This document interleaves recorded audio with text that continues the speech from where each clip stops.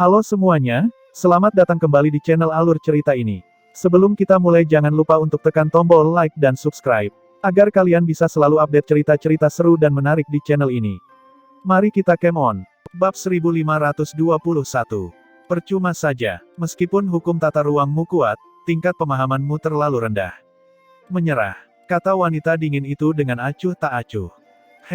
Mungkin bukan itu masalahnya. Ayo bertarung lagi. Sosok Ye Yuan bergerak dan melepaskan pembunuhan hantu sekali lagi. Wanita berwajah dingin itu tidak berbicara.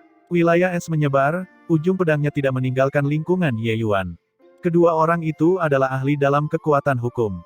Ini adalah pertama kalinya kekuatan hukum Ye Yuan bertemu dengan lawannya. Dia mendorong teknik gerakannya hingga batasnya tetapi masih belum mampu menembus wanita itu. Wilayah esnya seperti jaring besar yang mengikat tangan dan kaki Ye Yuan. Sebenarnya, Ye Yuan bukanlah tandingan wanita itu.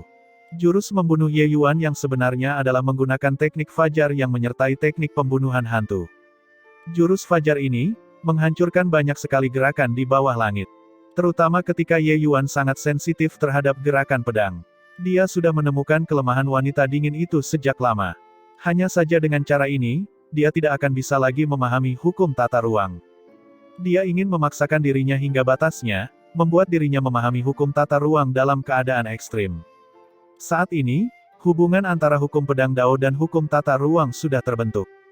Ye Yuan menemukan bahwa berkomunikasi dengan hukum tata ruang melalui hukum pedang Dao menghasilkan hasil 2 kali lipat dengan setengah usaha. Meskipun lawannya sebelumnya kuat, dia belum mencapai level wanita dingin itu. Menghadapinya, Ye Yuan benar-benar mengeluarkan seluruh kekuatannya. Dalam keadaan seperti ini, lebih mudah bagi Ye Yuan untuk menerobos. Ye Yuan menyadari bahwa semua jenius kuno ini memiliki wawasan unik tentang kekuatan hukum. Sama seperti wanita ini, mampu mengintegrasikan hukum pedang Dao dan hukum es sedemikian rupa, dia benar-benar memiliki bakat luar biasa saat itu, kekuatannya menguasai era itu. Pertukaran semacam ini adalah dua konsep yang sangat berbeda dari pertarungan Ye Yuan dengan dirinya sendiri di dalam ruang kultivasi kematian. Menjadi lawannya sendiri sudah melampaui batasnya berkali-kali. Namun bersaing dengan para jenius ini berarti mengumpulkan kelebihan semua orang, perkembangan yang bersifat horizontal. Ye Yuan mampu bertarung melawan dirinya sendiri tanpa henti. Tapi ini adalah kesempatan langka untuk bertukar pukulan dengan para jenius kuno ini. Tidak ada gunanya, esensi ilahimu dikonsumsi terlalu cepat seperti ini. Jika tidak mundur, kamu akan mati. Suara sedingin es wanita itu terdengar. Meskipun wanita itu sangat cantik, dia jelas menghargai bakat yang dimiliki oleh Ye Yuan dan itulah mengapa dia akan memperingatkan seperti itu. Tetapi, Ye Yuan mengabaikan pendapat orang lain. Dia tidak mendengarkan kata-katanya sama sekali. Bodoh dan keras kepala. Ketika wanita itu melihat bahwa Ye Yuan tidak mendengarkan nasihatnya, dia juga tidak menahan diri lagi, pedang panjangnya tiba-tiba melaju. Pedang jernih seperti embun beku. Pedang ini adalah mahakarya pedang Dao miliknya. Hukum pedang Dao yang sangat dingin datang dari depan, membuat pembunuhan hantu Ye Yuan praktis membeku di udara. Aroma kematian datang dari depan. Sosok kedua orang itu berpotongan, gerakan mereka langsung membeku. Perut Ye Yuan tertusuk lubang besar, darah mengalir deras. Hahaha, anak ini akhirnya dikalahkan. Kali ini, tidak mungkin salahkan. Melihat adegan ini, Bu Ze mulai tertawa gembira. Semua orang menghela nafas lega.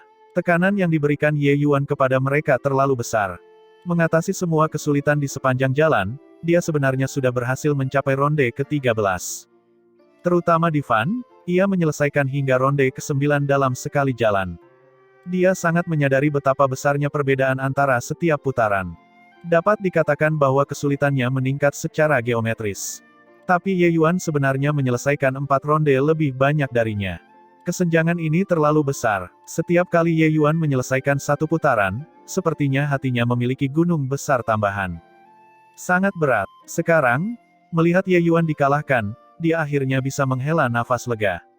Namun tak lama kemudian, ekspresi wajah mereka menjadi kaku. Bagaimana ini mungkin? Batu berkata dengan khawatir.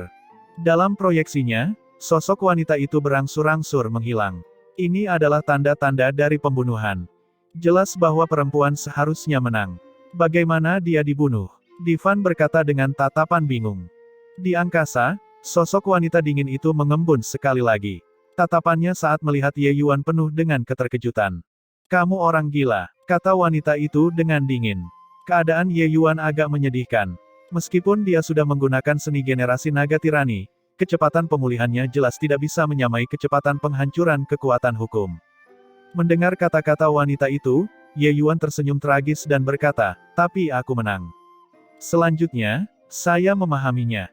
Sebelumnya, ketika Ye Yuan didorong hingga batasnya, hukum tata ruang surga lapis pertama tahap awal akhirnya mencapai ranah penyelesaian akhir.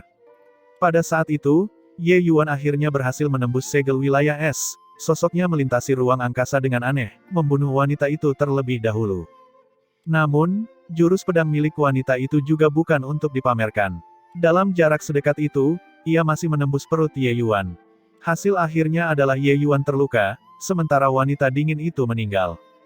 Mata indah wanita berpenampilan dingin itu berputar dan dia berkata dengan acuh tak acuh, "Kamu menang. Lanjutkan ke babak selanjutnya. Kamu memahami hukum tata ruang, beberapa orang di belakang itu bukan tandinganmu lagi." Namun, Zheng Jian di babak final dikenal sebagai yang terkuat dalam sejarah Sekte Ekstrim Ungu. "Kamu harus berhati-hati," katanya, "dia sama denganmu, dia juga orang gila."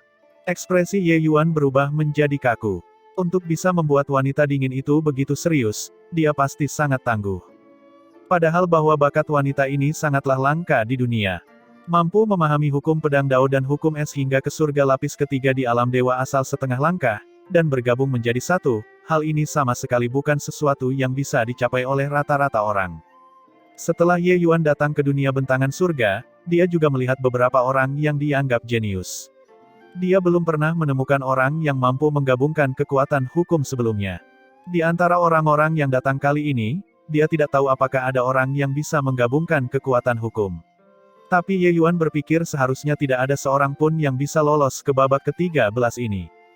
Sepertinya dia benar-benar harus sedikit berhati-hati dengan Zheng Jian ini. Ye Yuan menganggukkan kepalanya dan berkata dengan tangan terkepal, "Terima kasih banyak, aku akan berhati-hati." Wanita dingin itu mengangguk sedikit dan langsung membawa Ye Yuan pergi. Dalam formasi arai, luka dan esensi ilahi Ye Yuan pulih dengan cepat. Sungguh formasi arai yang kuat, bahkan lebih kuat dari pil obat biasa. Kekuatan Sekte Ekstrim Ungu saat itu sepertinya luar biasa. Merasakan lukanya yang pulih dengan cepat, Ye Yuan berkata dengan emosi yang berubah-ubah. Pembunuhan hantu ditambah dengan hukum tata ruang, kekuatannya sungguh luar biasa. Seni pedang ini sudah tidak bisa disebut pembunuhan hantu lagi. Apa sebutannya? Misteri jurus ini terletak pada sifatnya yang tidak dapat diprediksi, membuat lawan tidak mampu menangkapnya. Mengapa tidak menyebutnya, seni pedang berkabut, saja? Ye Yuan bergumam pada dirinya sendiri. Saat ini, di antara seni pedang Ye Yuan, sudah terdapat beberapa hukum kekuatan spasial. Jurus pembunuhan hantu yang asli telah mengubah rasa. Ini adalah gerakan yang menggabungkan hukum pedang Dao dan hukum tata ruang, mirip dengan pedang jernih seperti embun beku milik wanita dingin itu. Dengan tambahan hukum tata ruang, gerakan pedang Ye Yuan menjadi semakin tidak menentu dan sulit dipahami. Oleh karena itu, jika Ye Yuan menyebut jurus baru ini sebagai seni pedang berkabut, itu cukup tepat. Benar saja, sesuai prediksi wanita itu, saat bertarung melawan beberapa penjaga setelahnya, Ye Yuan tidak mengalami hambatan apapun. Ketika dia menghabisi petarung ke-17, semua jenius di luar semuanya tercengang. Divan hanya merasa mulutnya agak kering. Kekuatan Ye Yuan ini ternyata sangat kuat. Dia berhasil mencapai ronde ke-9, Ye Yuan berhasil mencapai ronde ke-18. Perbedaan antara dia dan Jenderal Iblis yang telah selesai sebenarnya adalah sebanyak 9 tingkat. Ke-9 petarung ini tidak sesederhana seperti yang terlihat. 9 orang di belakang ini, kekuatan mereka jauh lebih kuat dibandingkan 9 orang pertama. Aku benar-benar tidak tahu aspek apa yang menjadi kekuatan orang ini. Aku benar-benar ingin bertarung hebat dengannya saat dia keluar. Hati Batu terasa sangat gatal. Dia agak ragu apakah lawan Ye Yuan benar-benar sama dengan mereka. Terutama pertarungan di mana dia menang melawan wanita berwajah dingin itu. Semua orang dengan jelas melihat wanita itu menusuk perut Ye Yuan dengan pedang. Tapi kenapa orang yang menang pada akhirnya adalah Ye Yuan? Ini pertarungan terakhir. Apa hasilnya? Akan segera diketahui, kata Divan sambil tersenyum dingin. Ye Yuan memandang pria berpakaian hitam di depannya, merasakan tekanan yang belum pernah terjadi sebelumnya. Meskipun wanita itu kuat, dia sama sekali tidak memberinya rasa penindasan yang kuat seperti ini. Sebelum melihat Zheng Jian, Ye Yuan juga tidak dapat membayangkan bahwa seniman bela diri dewa asal setengah langkah akan memberinya tekanan yang begitu kuat. Sampah itu benar-benar membiarkan orang lemah sepertimu sampai ke tempatku. Zhang Jian berkata sambil mendengus dingin. Alis Ye Yuan terangkat. Petarung di 17 ronde sebelumnya, semuanya adalah orang-orang yang sangat berbakat. Mencapai Zheng Jian di sini, mereka benar-benar dianggap sampah. Sudut mulut Ye Yuan sedikit melengkung dan dia berkata, mereka semua bilang kamu orang gila. Aku tidak menyangka, kamu adalah orang gila yang merendahkan. Zheng Jian acuh tak acuh dan masih berkata dengan dingin, bukannya aku merendahkan, tapi kamu sama sekali tidak pantas untuk dilihat olehku, aku tidak terkalahkan di peringkat yang sama. Kamu, hanya sekilas surga yang telah selesai, apa hakmu untuk memasuki pemandangan misteriusku? Kesombongan Zheng Jian membumbung ke langit, benar-benar meremehkan Ye Yuan. Di matanya, dia tidak punya lawan di tingkat yang sama, apalagi tingkatan Ye Yuan bahkan lebih rendah dari miliknya. Hanya saja kata-kata ini agak lucu di telinga Ye Yuan. Tak terkalahkan di alam yang sama, kata-kata seperti ini, bahkan dia tidak berani mengatakannya. Zheng Jian ini sebenarnya mengucapkannya tanpa malu-malu. Dunia bentangan surga sangat luas, jumlah orang jenius sama banyaknya dengan bulu lembu. Siapa yang berani mengatakan bahwa mereka tidak terkalahkan di peringkat yang sama? Dia percaya bahwa Zheng Jian adalah karakter yang tangguh. Tapi untuk bisa mengucapkan kata-kata seperti ini, dia tidak lagi percaya diri, tapi sombong. Ye Yuan tersenyum dan berkata, maaf, selama ini, aku belum pernah menemukan pertandingan dengan peringkat yang sama juga. Zheng Jian berkata dengan nada menghina, begitukah? Kamu sangat percaya diri. Kalau begitu aku akan menghancurkan kepercayaan dirimu hari ini. Akan kuberitahu apa itu perbedaan antara jenius dan biasa-biasa saja. Ayo, aku menantikannya, Genius. Ye Yuan dengan sengaja mengeluarkan nada untuk mengungkapkan rasa jijiknya. Dia sangat tidak menyukai orang yang disebut sebagai orang terkuat ini. Zheng Jian memiliki karakter yang tidak bisa digerakkan seperti gunung. Provokasi Ye Yuan tidak membuatnya marah. Tiba-tiba, alis Ye Yuan terangkat. Aura Zheng Jian benar-benar turun, dan akhirnya menekan sekilas surga, persis sama dengan milik Ye Yuan. Kamu sangat terkejut, Zheng Jian berkata dengan acuh tak acuh. Ye Yuan menganggukkan kepalanya dengan jujur dan berkata, memang sedikit terkejut. Zheng Jian berkata, aku katakan sebelumnya, tak terkalahkan di alam yang sama. Masih menggunakan dewa asal setengah langkah untuk berurusan denganmu, apa bedanya aku dan sampah itu? Ye Yuan mengangkat bahunya dan berkata, baiklah, selama kamu bahagia. Ye Yuan menyadari bahwa tidak ada cara sama sekali untuk berkomunikasi dengan pria sombong ini. Di dunia luar, sekelompok orang melihat pemandangan ini dengan mata terbelalak dan lidah keluh, penuh kebingungan. Apakah orang ini terbelakang, untuk benar-benar menekan wilayahnya untuk menghadapi Yuan Ye? Orang ini terlalu sombong. Ini adalah kasus khas mencari masalah. Sebentar lagi, lihat bagaimana dia mati. Meskipun Divan dan Batu merasa bahwa Ye Yuan tidak seharusnya melakukan hal ini, namun mengenai kekuatan Ye Yuan, mereka tidak keberatan. Melihat Zheng Jian benar-benar menekan wilayahnya untuk menghadapi Ye Yuan, mereka juga merasa tidak percaya. Terhadap pandangan orang lain, mereka pun menyatakan persetujuannya. Sementara saat ini, dua pedang pendek muncul di tangan Zheng Jian seperti trik sulap. Dia segera mengungkapkan keunggulannya. Aura cepat dan ganas yang datang dari depan juga membuat wajah Ye Yuan berubah. Meskipun orang ini sombong, kekuatannya tidak dapat disangkal. Meskipun pihak lain menekan wilayahnya, Ye Yuan juga tidak berani meremehkannya. Dalam 10 gerakan, akan kukirimkan kamu ke jalanmu. Zheng Jian berteriak pelan, seluruh tubuhnya berlari seperti seekor citah, tiba di depan Ye Yuan dalam sekejap mata. Dua pedang pendek, satu diiris ke tenggorokan Ye Yuan, satu lagi ditusuk tepat ke perut Ye Yuan, kerjasamanya mulus. Ye Yuan tertawa dingin, pedang pemusnah jahat melesat dengan aneh. Seni pedang berkabut, Zheng Jian hanya merasakan kekaburan di depan matanya. Pedang panjang Ye Yuan sebenarnya mencapai yang pertama meskipun diluncurkan kemudian, dan sudah tiba di depan wajahnya. Guncangan ini tidak berarti kecil. Dia segera mengubah gerakannya dan menyapu pedang Ye Yuan. Namun perubahan langkah ini kehilangan inisiatif. 1 inci pendek, 1 inci bahaya. Rahasia pedang pendek terletak pada pertarungan jarak dekat. Tapi Ye Yuan mengandalkan panjang pedangnya dan langsung menekan Zheng Jian. Saling bertukar gerakan, Zheng Jian sangat sedih. Nak, ternyata kamu memahami hukum tata ruang. Tidak heran kamu begitu sombong. Sayang sekali, hukum tata ruangmu terlalu dangkal. Zheng Jian berteriak dingin, menerkam ke depan sekali lagi. Kali ini, kecepatan Zheng Jian sangat cepat. Tatapan Ye Yuan berubah tajam dan langsung melihat situasi sebenarnya dari Zheng Jian. Hukum pedang pendek penyelesaian besar surga lapis ketiga, dan hukum angin surga lapis ketiga penyelesaian besar terintegrasi. Terlebih lagi, pedang pendek Zheng Jian sepertinya masih memiliki beberapa rahasia yang tidak dia ketahui. Menghadapi ahli seperti itu, Ye Yuan tidak berani menyembunyikan kekuatannya. Kedua pedang pendek itu tidak menentu seperti pedang pemusnah jahat miliknya. Kecerobohan sesaat dan itu akan berakibat fatal. Namun di peringkat yang sama, Ye Yuan benar-benar tidak takut pada Zheng Jian. Agar Ye Yuan bisa terjun ke dunia nyata dan bertarung, yang diandalkan bukan hanya pemahaman hukum, tapi juga esensi ilahinya yang kental. Esensi ilahi Ye Yuan yang kacau membuat teknik bela dirinya menjadi sangat berat. Itu memiliki efek menambah teknik bela dirinya sendiri. Oleh karena itu, keinginan Zheng Jian untuk menekan Ye Yuan di alam yang sama adalah hal yang sangat menggelikan. Zheng Jian mengetahui hal ini dengan sangat cepat. Tidak peduli seberapa cepat teknik gerakannya, dia hanya bisa mengejar kecepatan Ye Yuan. Dia kecewa karena di bawah alam yang sama, dia tidak bisa melakukan apapun kepada pihak lain sama sekali. Kedua orang itu berimbang. Kedua orang itu berpisah dari bentrokan itu.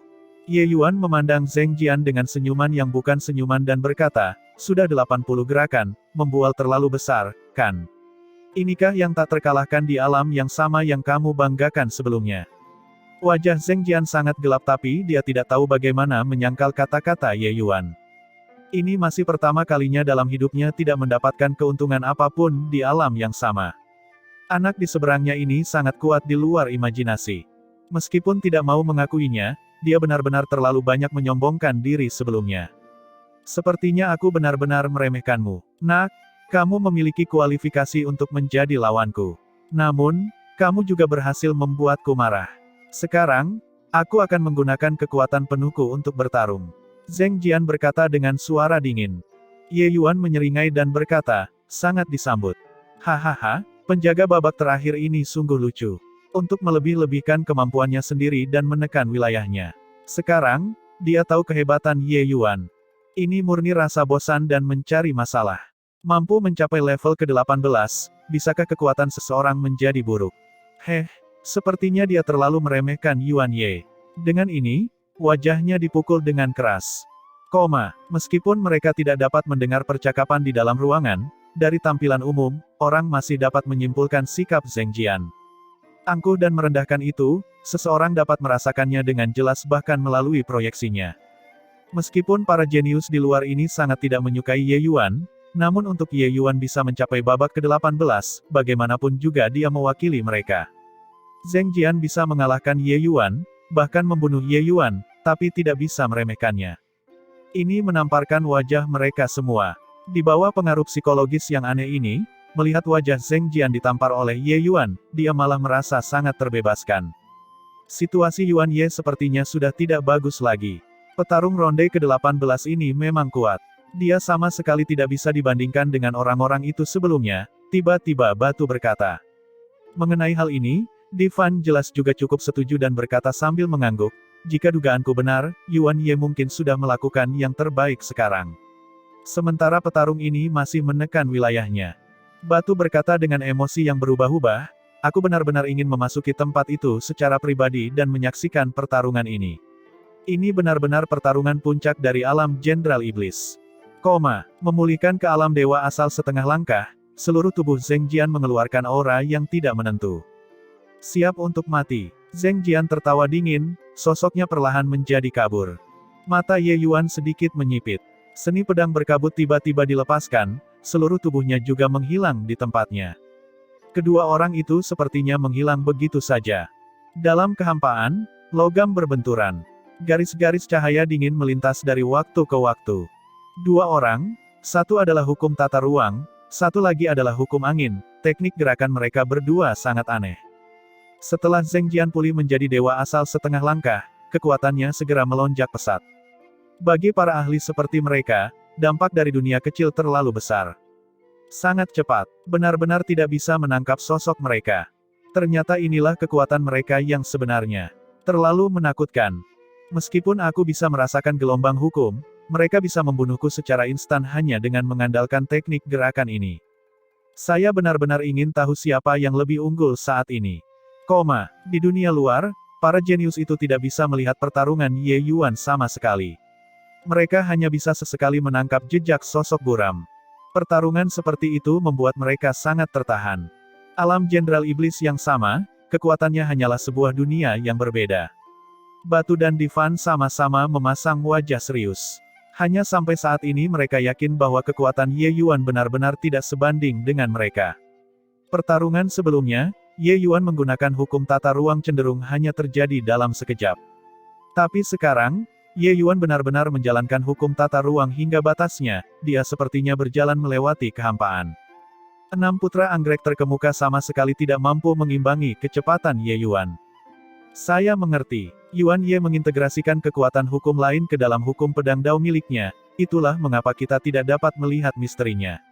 Batu tiba-tiba berteriak, tiba-tiba menyadari. Namun seketika itu juga, alisnya kembali berkerut dan dia memutar otak dengan keras dan berkata, tetapi hukum macam apa itu? Hukum angin. Itu hukum tata ruang. Divan tiba-tiba angkat bicara. Tatapan batu berubah tajam dan dia segera menjawab, tidak mungkin. Hukum tata ruang adalah salah satu dari 2 hukum terpenting. Bagaimana mungkin dia bisa memahaminya? Divan meliriknya dan berkata dengan dingin, perhatikan baik-baik, teknik gerakan Yuan Ye menghilang dan muncul kembali, tidak meninggalkan jejak, seperti melintasi kehampaan. Hanya hukum tata ruang yang dapat mencapai sejauh ini. Teknik gerakan petarung itu juga sangat cepat. Meski jejaknya tidak menentu, namun masih ada jejak yang bisa diikuti. Itu seharusnya menjadi hukum angin. Penglihatan Divan sangat tajam. Pertikaian 2 ahli perkasa memaksa dirinya hingga batasnya, akhirnya membiarkan dia melihat melalui jejak firasat. Batu melihat dengan cermat. Benar saja, seperti yang dikatakan Divan. Meskipun sosok kedua orang itu tidak dapat ditangkap, jika dilihat lebih dekat, keduanya memang sedikit berbeda. Guncangan ini tidak berarti kecil. Bagaimana ini mungkin?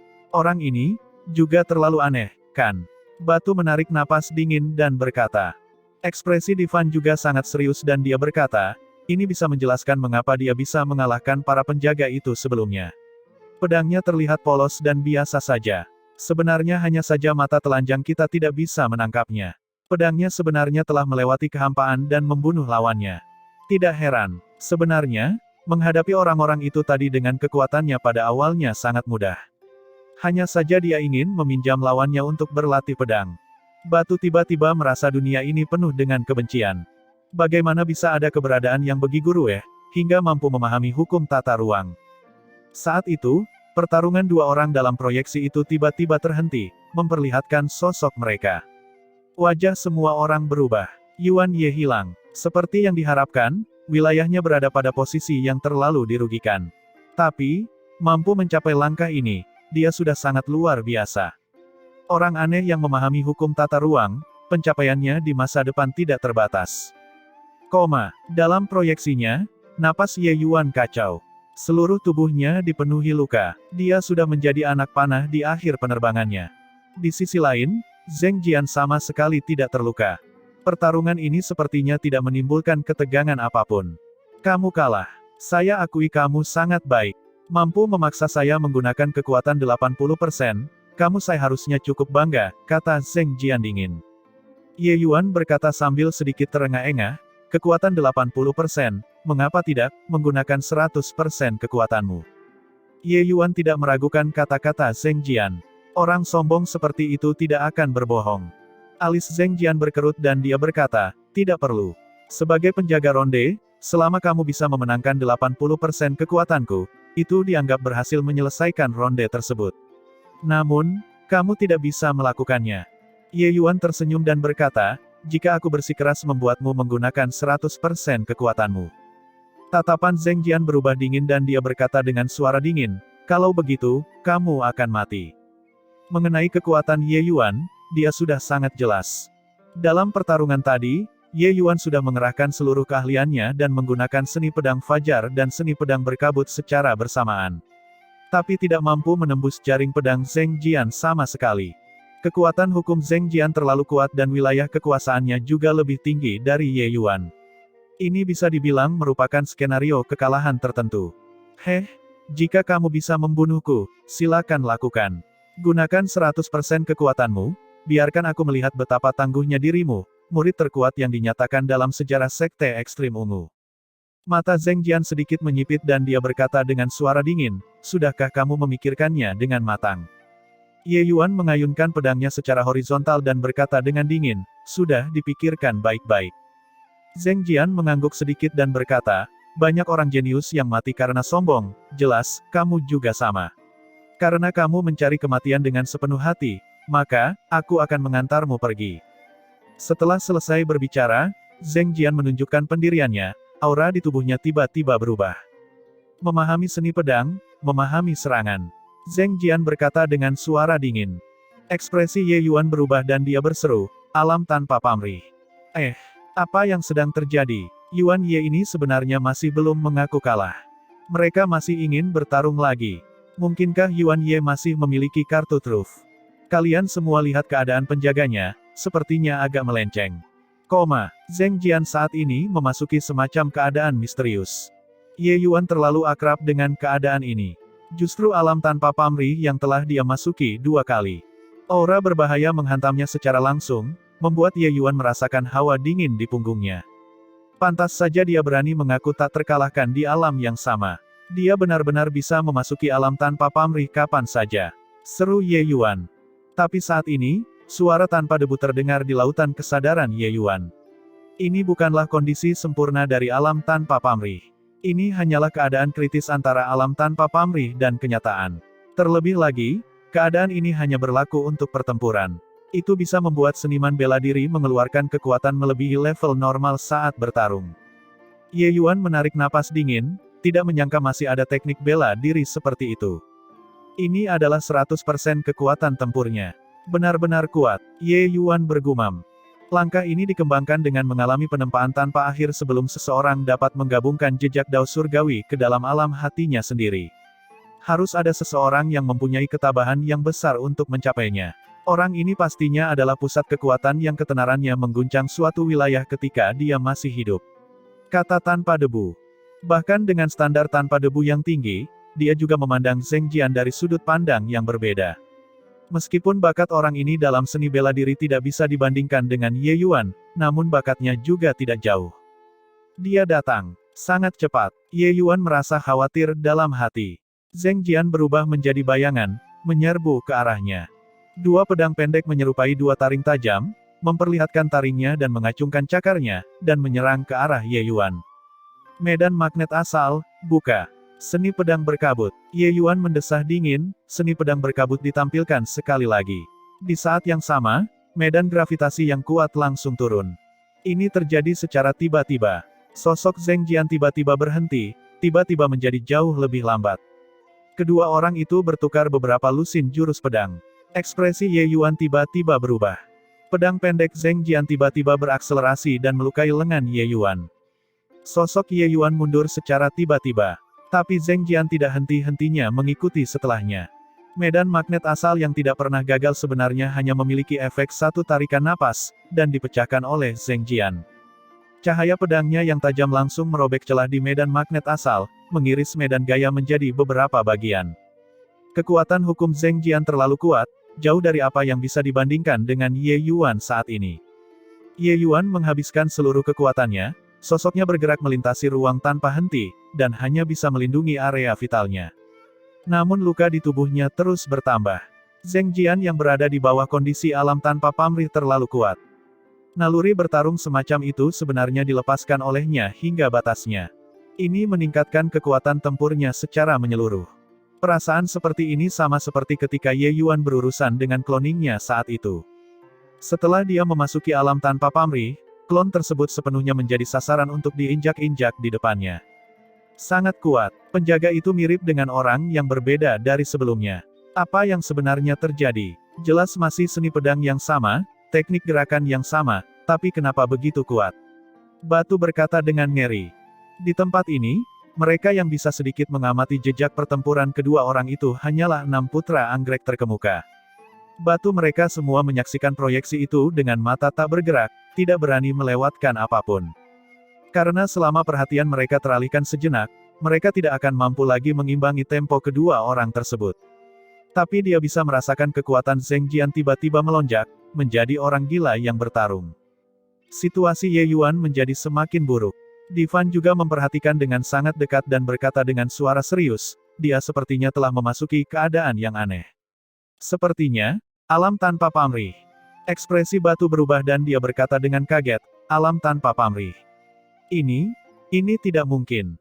Alam tanpa pamrih bisa ditemui, tapi tidak bisa diharapkan. Bisakah seseorang dengan santai memasukinya? Ekspresi Divan serius saat dia berkata, alam tanpa pamrih secara alami tidak bisa dimasuki begitu saja. Tapi ku dengar melalui pelatihan khusus, seseorang bisa melatih naluri bertarung hingga mencapai kondisi kritis.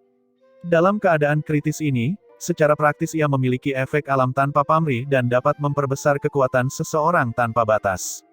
Kemungkinan besar, orang itu berada dalam kondisi ini.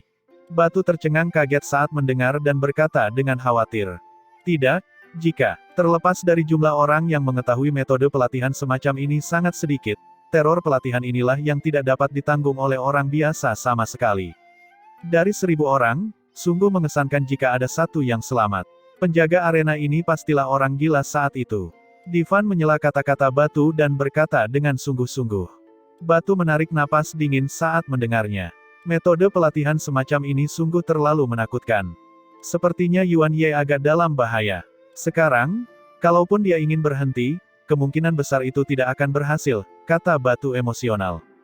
Rasa sakit yang tajam datang dari tubuhnya membuat Ye Yuan semakin terjaga. Alam tanpa pamrih. Kenapa tidak? Aku mencobanya juga. Ye Yuan memiliki pengalaman memasuki alam tanpa pamrih 2 kali sebelumnya. Ada juga yang hampir memasuki alam tanpa pamrih 1 kali. Seorang jenius yang memahami alam tanpa pamrih lebih dari dirinya, seseorang mungkin tidak dapat menemukan alam kedua di dunia ini. Sekarang, dia dipaksa oleh Zheng Jian hingga batasnya. Bahkan medan magnet asal pun langsung hancur. Satu-satunya metode yang bisa dia pikirkan untuk menyelesaikannya adalah dengan memasuki alam tanpa pamrih. Tapi alam tanpa pamrih tidak bisa dimasuki sesuka hati. Memasuki alam tanpa pamrih membutuhkan waktu yang sangat sulit. Terakhir kali, Ye Yuan baru saja memasuki alam tanpa pamrih dalam kondisi kematian yang akan segera terjadi.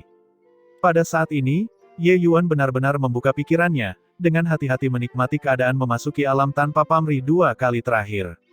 Dengan cara ini, dia tidak akan bisa fokus sepenuhnya dalam menghadapi serangan Zheng Jian. Luka di tubuhnya menjadi semakin terkonsentrasi. Dao Surgawi. Alam tanpa pamrih telah menyesuaikan diri dengan Dao Surgawi. Bagaimana mungkin itu hanya sesuai dengan Dao Surgawi? Ye Yuan mengosongkan dirinya, menyesuaikan kondisi pikirannya sedikit demi sedikit dengan kondisi ekstrim seperti ini. Yuan Ye tidak dapat bertahan lagi. Dalam 100 gerakan, hidup dan mati kemungkinan besar akan ditentukan. Kata-kata Divan membawa sedikit kesedihan. Bagaimanapun, bakat Yuan Ye memperluas wawasan mereka. Dia tidak menyangka Ye Yuan akan mengacaukan dirinya sendiri. 100 gerakan terdengar banyak, tapi bagi Ye Yuan dan Zheng Jian, itu hanya beberapa saat saja. Serangan mereka terlalu cepat, cepat hingga orang biasa tidak bisa menangkapnya sama sekali.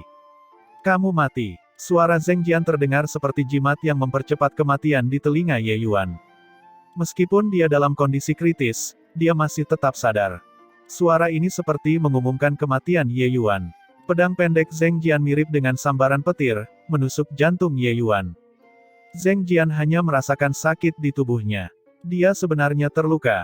Hati Zheng Jian tenggelam. Ini pertama kalinya Ye Yuan memukul tubuhnya. Pukulan mematikannya sebenarnya bisa dihindari oleh Ye Yuan dan dia bahkan meninggalkan bekas luka di tubuhnya. Zheng Jian tiba-tiba merasakan sesuatu di dalam hatinya, tatapannya menunjukkan keheranan yang luar biasa. Alam tanpa pamrih. Ketika alam tanpa pamrih palsu bertemu dengan alam tanpa pamrih yang asli, hasilnya sungguh tragis. Zheng Jian kecewa karena pedang pendeknya tidak bisa lagi menyentuh sudut lengan baju Ye Yuan.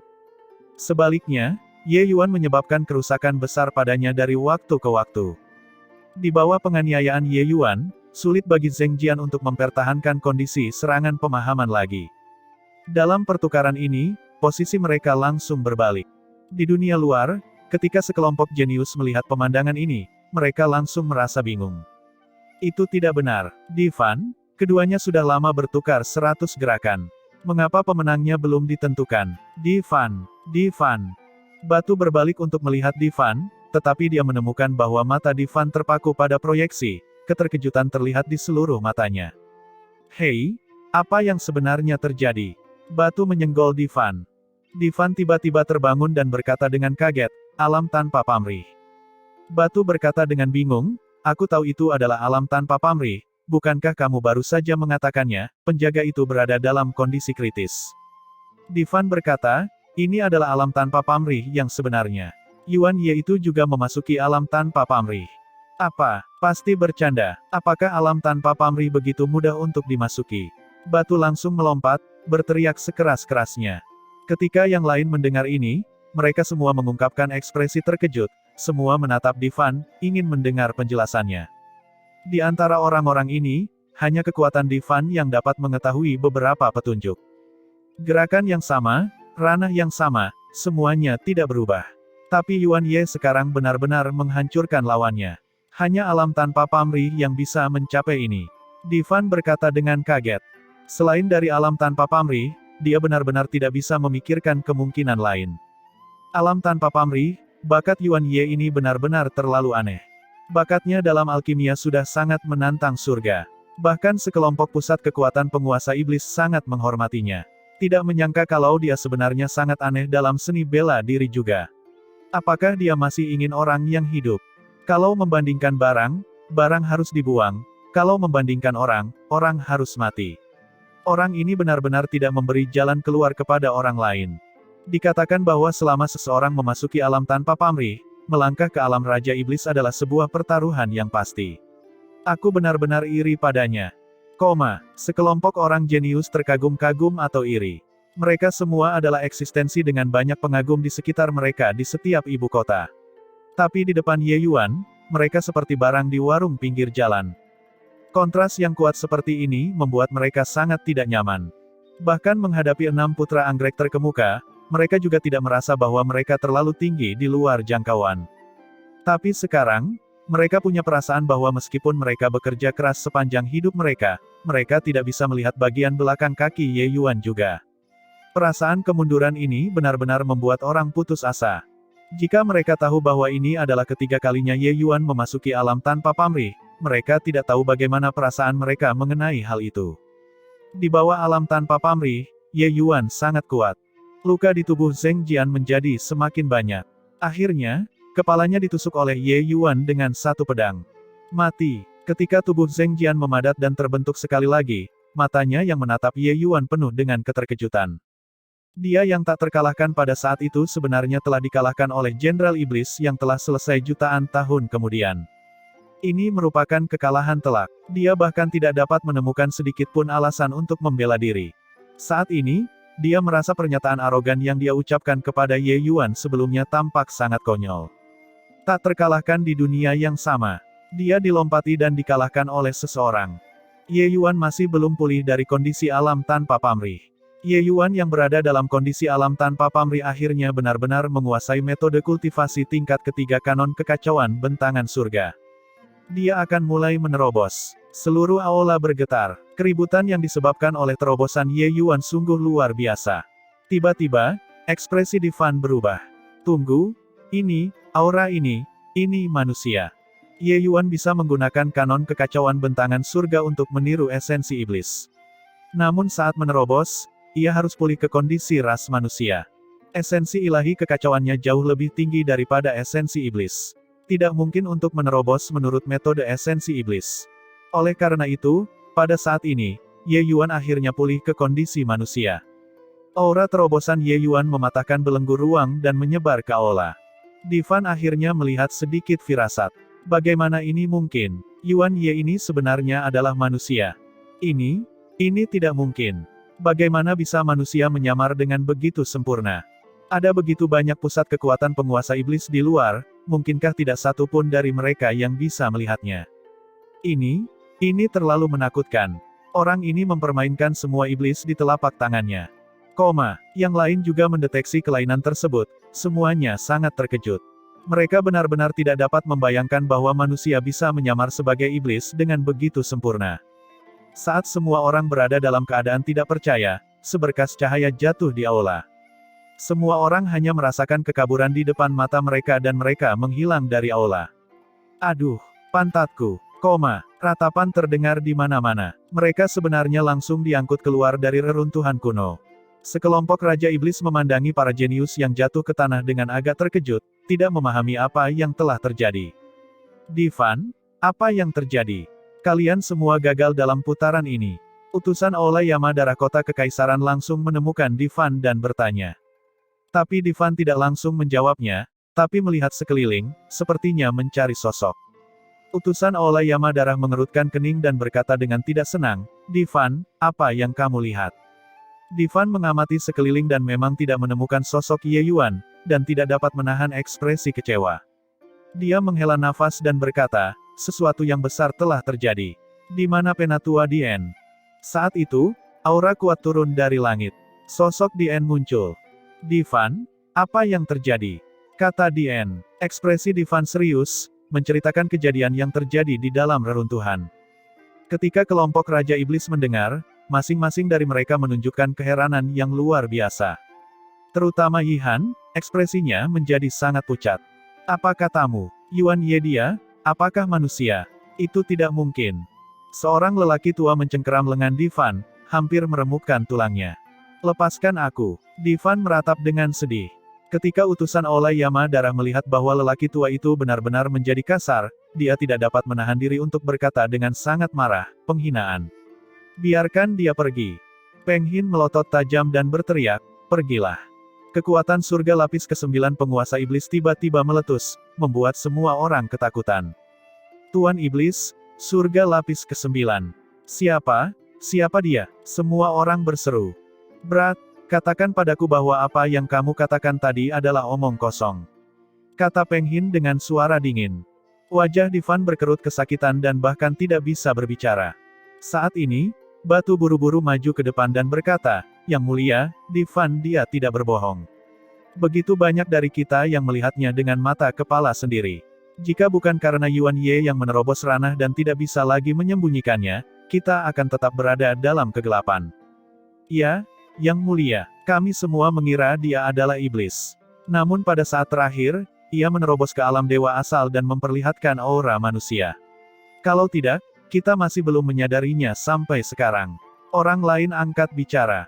Peng Hin tahu bahwa dia mungkin benar-benar tertipu. Aula Yamadara bersusah payah dan menghabiskan banyak hal materi untuk benar-benar memberi manfaat bagi manusia. Dien dan Peng Hin bertukar pandang, hampir hancur. Tiba-tiba, tatapan Peng Hin menoleh ke arah Divan dan berkata dengan kejam, kamu bilang dia sedang menerobos sekarang. Divan mengangguk dan berkata, benar. Dia memasuki alam tanpa pamrih dan secara langsung menerobos kemacetan alam dewa asal umat manusia. Begitulah petunjuknya muncul.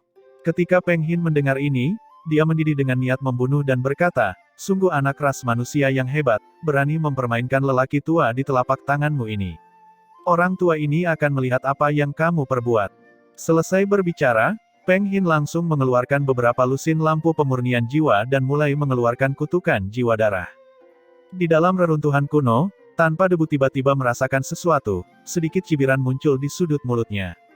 Mutiara penekan jiwa keluar dari tubuhnya dan melayang di atas kepala Ye Yuan, memancarkan cahaya merah tua.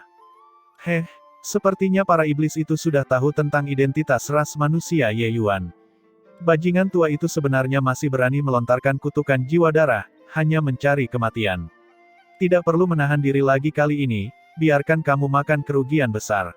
Tanpa debu berkata sambil tersenyum yang bukan senyuman. Ye Yuan saat ini sepenuhnya fokus untuk menerobos ranah dan sama sekali tidak menyadari hal ini. Pada mutiara penekan jiwa, cahaya merah tua menjadi semakin kuat, secara bertahap membentuk pusaran, menyerap kekuatan jiwa dengan gila-gilaan. Sebelumnya, tanpa debu takut akan deteksi Peng Hin dan sengaja menahan diri. Tapi sekarang, Karena pihak lain sudah menemukannya, dia tentu tidak akan terlalu berhati-hati lagi. Peng Hin mengaktifkan kutukan jiwa darah pada awalnya karena dia sangat marah dan ingin membunuh Ye Yuan. Tapi dia menemukan sesuatu yang salah dengan sangat cepat. Kekuatan jiwanya benar-benar tercurah tanpa sadar, seolah-olah dipompa keluar oleh seseorang untuk menimba air. Peng Hin sangat terkejut di dalam hatinya dan ingin menghentikan kutukan jiwa darah. Namun dia kecewa karena dia tidak bisa melakukannya sama sekali. Di dalam formasi arai, Peng Hin melonjak dengan vitalitas, tampak sangat menakutkan. Cukup banyak Raja Iblis dan jenius yang semuanya berseru sehubungan dengan kekuatan dahsyat Peng Hin dan tidak menemukan sedikit pun kelainan. Kekuatan jiwa yang sangat kuat. Kekuatan tuan ini kemungkinan besar juga berada di eselon atas di Aula Yamadara. Aku ingin tahu kutukan apa yang diaktifkan tuan ini. Kemungkinan besar, saat ini, Yuan Ye terasa sangat tidak enakan. Peng Hin berteriak dengan panik di dalam hatinya. Namun dia saat ini sudah dibawa ke selokan dan bahkan tidak bisa berteriak. Seseorang harus tahu bahwa lawannya adalah harta roh Empyrean. Wajah Peng Hin menampakkan ekspresi buas. Kalau terus begini, seluruh tubuhnya akan tersedot hingga kering. Alis Dien berkerut, akhirnya menemukan ada yang tidak beres. Jari-jarinya menjentikkan. Beberapa lusin aliran cahaya ditembakkan, secara langsung menghancurkan lampu pemurnian jiwa itu menjadi beberapa bagian. Ratapan hantu yang tak terhitung jumlahnya bergema di dalam lembah ini, sangat melengking dan sedih. Dien menjentikkan lengan bajunya dengan megah, langsung membunuh semua hantu ganas itu. Peng Hin langsung memuntahkan seteguk besar darah, seluruh tubuhnya sepertinya menderita penyakit yang parah, sangat lemah. Dien memandang Peng Hin dan berkata dengan alis sedikit berkerut, apa yang terjadi? Peng Hin berkata dengan lemah, tidak tahu. Pihak lain seperti lubang hitam, terus-menerus melahap kekuatan jiwaku. Tidak bisa berhenti meskipun aku menginginkannya. Jika kamu tidak bergerak, jiwa iblisku kemungkinan besar akan langsung tersedot kering. Ekspresi Dien agak gelap. Untuk bisa menghisap jiwa iblis pusat kekuatan surga lapis ke-9 hingga kering, seberapa hebatkah kekuatan yang dibutuhkan? Bocah ini aneh. Kemungkinan besar, ada sedikit rahasia dalam dirinya. Tidak heran dia bisa bersembunyi dari kita semua, kata Dien. Peng Hin menganggukkan kepalanya dengan lemah dan berkata, aku benar-benar dipermainkan oleh bocah ini. Mungkin, dia tidak terkena kutukan jiwa darah sama sekali. Tidak heran ketika aku mengucapkan mantranya saat itu akan mengeluarkan kekuatan jiwa dalam jumlah besar setiap kali. Peng Hin mengingat situasi pada saat itu dan menyadari bahwa dia mungkin telah tertipu sejak awal. Saat memikirkan bahwa kuali kuning yang mendalam telah ditipu oleh Ye Yuan, hati Peng Hin pun meneteskan darah. Perjalanan ini benar-benar kerugian ganda. Alis Dien berkerut dan dia berkata dengan suara yang jelas, semua bubar. Yihan, kamu tetap di sini. Ekspresi Yihan menjadi ketakutan, mengetahui bahwa bencana ini sepertinya tidak dapat dihindari. Ketua Aula lainnya tahu bahwa mereka tidak dapat menyodok banteng saat ini, semua pamit, hanya menyisakan Yihan saja. Yihan, masalah ini disebabkan oleh Hemu. Sekarang, aku akan memberimu kesempatan untuk menebus kesalahannya. Jaga di sini. Saat bajingan itu keluar, kamu hanya bisa pergi setelah menangkapnya, mengerti? Dien berkata dengan sungguh-sungguh. Yihan buru-buru berkata, Tuan Dien, yakinlah. Bahkan jika Yihan perlu mengawasi sampai lautan mengering dan bebatuan membusuk, aku akan menangkap bocah ini. Dien menganggukkan kepalanya dan berkata pada Peng Hin, ayo kembali. Rahasia di tubuh anak ini mungkin lebih berharga dari reruntuhan kuno ini. Selama kita menangkapnya, semuanya bisa dibicarakan. Untuk mempersiapkan keadaan darurat, saya akan mengirim orang lain ke sini dan membantumu. Yihan membungkuk dan berkata, baik, Yang Mulia. Menerobos ke alam dewa asal membuatnya merasa tidak ada bandingannya. Pada saat ini, lautan ilahi Ye Yuan meluas lebih dari 100 kali lipat dari sebelumnya. Hanya saja di dalam ruang dantian, tidak tampak seperti laut. Tapi seperti, bagian dari pasta tepung. Alis Ye Yuan sedikit berkerut dan dia berkomunikasi dengan tanpa debu, senior, apakah arahku salah? Mengapa esensi ilahi di lautan ilahiku sudah hampir menjadi tumpukan pasta tepung? Ye Yuan menyadari bahwa meskipun esensi ilahinya sangat kental, itu menjadi semakin lengket, benar-benar berbeda dari esensi ilahi manusia biasa. Tanpa debu berkata, ini, kamu sedang menempuh jalan yang belum pernah dilalui oleh para pendahulu. Tidak mudah bagiku untuk menilai. Tapi situasimu, aku memang belum pernah melihatnya sebelumnya. Namun, ketika kamu menciptakan metode kultivasi, hal itu dapat memicu fenomena langit dan bumi, dan resonansi gunung bentangan surga. Agaknya, arah ini tidak salah. Ye Yuan tidak bisa memahaminya setelah memeras otaknya dan hatinya sangat tertekan. Metode kultivasinya sepenuhnya diturunkan berdasarkan pemahamannya tentang gunung bentangan surga kecil. Itu adalah kesimpulan yang logis. Tapi metode kultivasi Ye Yuan jelas bertentangan dengan akal sehat dan sangat berbeda dari orang biasa. Tanpa disadari hal ini membuatnya agak kehilangan kepercayaan diri. Karena dewa asal bagi dewa ilahi adalah jurang yang sangat besar. Jika metode kultivasi yang ia peroleh salah dan ia tidak mampu membuka dunia kecil, maka semua usahanya akan sia-sia. Ini adalah langkah yang sangat penting. Bahkan Ye Yuan tidak bisa menghindari memikirkan untung dan rugi. Ye Yuan menghela nafas dan berkata, lupakan saja, tembakan panah tidak dapat ditarik kembali. Jika aku benar-benar tidak dapat menerobos ke alam dewa ilahi, kita akan berbicara lagi saat itu. Ye Yuan perlahan membuka kedua matanya dan menemukan bahwa Zheng Jian menggunakan tatapan yang sangat terkejut untuk melihatnya. Kamu menang. Selamat, kamu bisa mendapatkan warisan sejati dari Aula Ekstrim Ungu. Kata Zheng Jian, agak tenggelam dalam lamunan yang mendalam. Harga dirinya diinjak-injak oleh Ye Yuan hari ini. Ye Yuan tersenyum dan berkata, terima kasih banyak, Senior Zheng. Zheng Jian ragu-ragu sejenak dan berkata, bagaimana kamu melakukannya? Ye Yuan membeku sejenak sebelum menyadari bahwa yang dimaksud Zheng Jian adalah alam tanpa pamrih, dan berkata sambil tersenyum, itu bukan apa-apa. Sebelumnya, aku sudah memasukkannya 2 kali sebelumnya. Jadi, ada beberapa pengalaman. Zheng Jian terdiam. Sekalipun menginjak-injak orang lain, orang tidak boleh diinjak-injak seperti ini. Ini menginjak-injak sepenuhnya, dan kemudian masih menggerakkan roda untuk menghancurkan beberapa kali lagi. Zheng Jian merasa pandangan dunianya sedang runtuh. Kapan alam tanpa pamrih menjadi kubis yang mudah ditemukan? Saat itu, untuk menguasai serangan pemahaman, dia nyaris lolos dari kematian entah berapa kali, tapi belum pernah memasuki kondisi tanpa pamrih sebelumnya. Tapi dia masuk 3 kali. 3 kali. Alam tanpa pamrih, masuk sekali adalah jackpot besar. Orang ini sebenarnya masuk 3 kali. Terlebih lagi, sepertinya ada tren menjadi semakin lancar. Apakah ini masih mungkin dilakukan secara manusiawi? Zheng Jian merasa bahwa dia hanyalah lelucon. Lelucon yang berpindah melalui ruang dan waktu. Jenius. Di hadapan pria di depan matanya ini, kata, jenius sungguh menggelikan. Setelah sekian lama, Zheng Jian tiba-tiba mengubah wajahnya dan tidak lagi sombong dan tidak lagi menganggap semua orang dan semua orang di bawah perhatiannya, seperti orang bijak yang telah mengetahui urusan duniawi. Sepertinya pandanganku memang terbatas. Bakatmu belum pernah terjadi sebelumnya sejak dahulu kala. Aku sudah tenggelam dalam sungai panjang sejarah, sementara kamu ditakdirkan untuk memancarkan kecemerlangan. Lanjutkan. Saat ini, Zhang Jian benar-benar tersenyum. Wajah zombie berusia 10.000 tahun itu benar-benar menampakkan senyuman. Itu adalah senyuman lega. Dia sepertinya memahami sesuatu. Kemudian, sosoknya berangsur-angsur menghilang dan berubah menjadi ketiadaan. Mata Ye Yuan kabur dan dia tiba di aula sekali lagi. Aula saat ini sudah berganti adegan. Semua arena itu telah menghilang, tampak jauh lebih kosong. Selamat atas keberhasilanmu menantang 18 jenius Sekte Ekstrim Ungu, menjadi penerus Sekte Ekstrim Ungu. Hadiahmu adalah aula ini.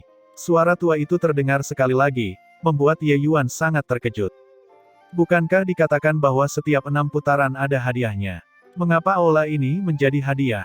Ye Yuan memasang ekspresi aneh saat dia berkata, aula ini, aku tidak bisa memindahkannya juga, apa gunanya? Siapa bilang aula tidak bisa dipindahkan? Aula ini sendiri adalah harta mistik dewa sejati tipe terbang spasial. Itu bisa besar atau kecil. Bila besar, bisa menjadi istana yang megah. Kalau kecil bisa menjadi butiran debu. Bahkan bisa menempuh perjalanan sejauh ratusan juta mil dalam sehari. Tentu saja, prasyaratnya adalah kamu harus memiliki batu esensi surgawi yang cukup. Hantu lelaki tua kurus kering muncul dan berkata. Mata Ye Yuan berbinar dan dia berkata dengan terkejut, luar biasa.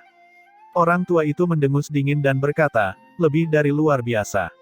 Saat itu, Sekte Ekstrim Ungu saya mengabdikan seluruh kekuatan sekte untuk menempa harta mistik dewa sejati ini, ingin mengabadikan warisan kami. Ada arai pembunuhan yang sangat kuat di dalam aula ini. Selama kamu memiliki batu esensi ilahi yang cukup, bahkan memusnahkan dewa sejati pun bisa dilakukan. Kedengarannya sangat mengesankan. Memberantas dewa sejati, memikirkannya membuat orang bersemangat. Haha, sepertinya aku telah mendapatkan harta karun, kata Ye Yuan dengan penuh semangat. Orang tua itu berkata, aku kehabisan waktu. Sekarang, aku akan memberimu metode kultivasi tertinggi Sekte Ekstrim Ungu. Kamu harus berkultivasi dengan baik dan membawa Sekte Ekstrim Unguku ke tingkat yang lebih tinggi. Ye Yuan membeku sejenak dan berkata, metode kultivasi. Tidak dibutuhkan. Metode kultivasiku cukup bagus, aku tidak berencana mengubah metode kultivasi. Pasti bercanda, metode kultivasi tertinggi. Di hadapan Chaos Bentangan Surga Canon, itu bukan apa-apa. Ketika lelaki tua itu mendengarnya, dia berkata dengan marah, kamu mendapatkan warisan Sekte Ekstrim Ungu milikku, kamu harus mengembangkan metode kultivasi tertinggi Sekte Ekstrim Ungu. Kalau tidak, aku akan menghapusmu. Ekspresi Ye Yuan menjadi dingin. Orang tua ini juga terlalu tidak masuk akal kan. Setelah jeda, lelaki tua itu melanjutkan, selanjutnya, mengolah sutra hati ungu ekstrim juga bisa menyelamatkan dirimu sendiri. Ada 3 pusat kekuatan Raja Iblis yang berjaga di luar. Jika kamu tidak mengembangkan sutra hati ungu ekstrim, kamu tidak akan dapat menyempurnakan aula ekstrim ungu. Saat orang tua ini meninggal, formasi arai aula ekstrim ungu akan menghilang dan mereka akan menyerbu masuk. Mendengar ini, hati Ye Yuan menjadi dingin dan dia segera mengubah ekspresinya dan berkata, kalau begitu, masih menunggu apa? Ayo. Orang tua itu tersenyum tipis dan meluangkan waktu untuk berkata, sutra hati ekstrim ungu dibagi menjadi 6 tingkatan. Ini dapat membantumu berkultivasi sampai ke surga dewa sejati lapis ke-9, bahkan alam empirean surgawi setengah langkah, eksistensi tertinggi di antara metode kultivasi Dao Ilahi kelas 6. Selama kamu mengembangkan metode kultivasi tingkat pertama ini, kamu akan dapat memurnikan jiwa kristal sumber roh, tapi, kecepatannya akan sangat lambat. Selama kamu menyempurnakan sebagian darinya, kamu dapat mengontrol Grand Array dan menghentikan masuknya para Raja Iblis itu. Saat berbicara, kristal putih susu muncul di depan Ye Yuan. Ye Yuan berkata, artinya, semakin tinggi level saya mengolah sutra hati ekstrim ungu, semakin cepat kecepatan pemurnian jiwa kristal sumber roh kan. Orang tua itu berkata, iya. Tapi sutra hati ungu ekstrim sangat luas dan mendalam, mengolah dalam waktu singkat. Orang tua itu belum selesai berbicara dan dipotong oleh Ye Yuan, lalu masih menunggu apa? Keluarkan 3 level pertama untukku. Orang tua itu tersedak dan berkata, anak muda, jangan menggigit lebih dari yang bisa kamu kunyah. Fondasimu harus kokoh, jika tidak. Ye Yuan berkata tanpa berkata-kata, senior, bukankah kamu mengatakan bahwa waktunya terbatas? Bisakah kamu cepat atau tidak? Orang tua itu tersedak lagi. Namun kali ini, dia tetap mengeluarkan sutra hati ungu ekstrim. Namun, hanya metode kultivasi tingkat pertama. Prasasti ilahi yang tak terhitung jumlahnya muncul di depan Ye Yuan, membuat mata orang-orang menjadi kabur. Namun, Ye Yuan hanya melirik sekilas dan berkata dengan dingin, di mana metode kultivasi tingkat kedua. Orang tua itu masih meluangkan waktu untuk berkata, anak muda, kamu hanya melihatnya sekali dan ingin mengembangkan metode kultivasi tingkat kedua. Lebih baik jangan melampaui jangkauanmu. Kenapa orang tua ini banyak bicara omong kosong? Ye Yuan tidak mau repot-repot berbicara omong kosong dengannya dan mulai berputar sesuai metode sutra hati ekstrim ungu. Cahaya ungu terpancar di tubuh Ye Yuan, sangat menyilaukan. Justru itulah ciri dari metode kultivasi tingkat pertama yang diselesaikan dengan sempurna. Kamu sudah mencapai penyelesaian akhir. Mungkinkah kamu pernah mengembangkan sutra hati ungu ekstrim di masa lalu? Ini tidak mungkin. Lelaki tua kurus itu telah meluangkan waktu selama ini, tidak terlalu cepat atau terlalu lambat. Namun kali ini, dia terlihat terharu dan bahkan mulai tergagap saat berbicara. Betapa kuatnya sutra hati ungu ekstrim ini, lelaki tua kurus itu sangat jelas.